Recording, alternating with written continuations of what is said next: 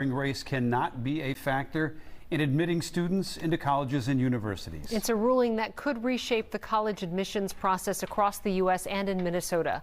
The 6-3 decision effectively overturns cases reaching back 45 years.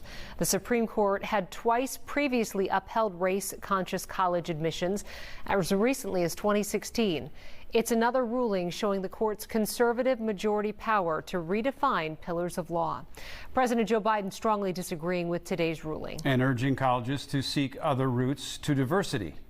But we cannot let the decision be a permanent setback for the country. We need to keep an open door of opportunities. We need to remember that diversity is our strength. We have to find a way forward.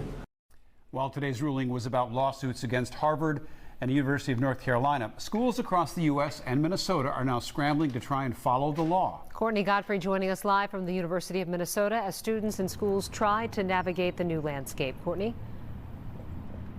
Well, Kelsey, here at the University of Minnesota, administrators say that they're still committed to diversity and inclusion, but that it'll take time to weigh what this really means.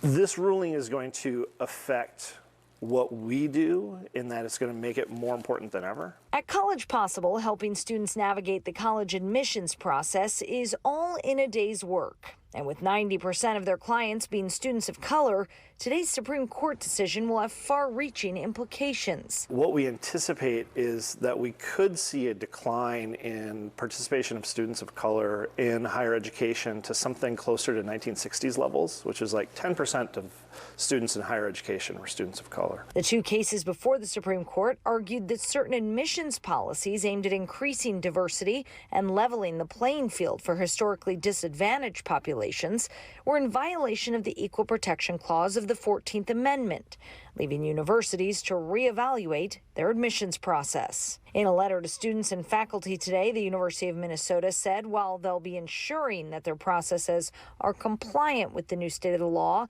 they'll continue to live out their values of inclusion and access. The state's higher education commissioner vowing to close the gap by other means. What we can do and what our charge is to equitably administer state financial aid programs and make sure that students have opportunities to better understand their options. The ruling not taking race out of college admissions completely.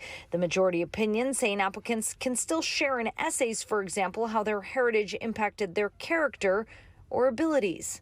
But many aren't buying it. We know that classrooms are better at learning environments for all students when they include more students.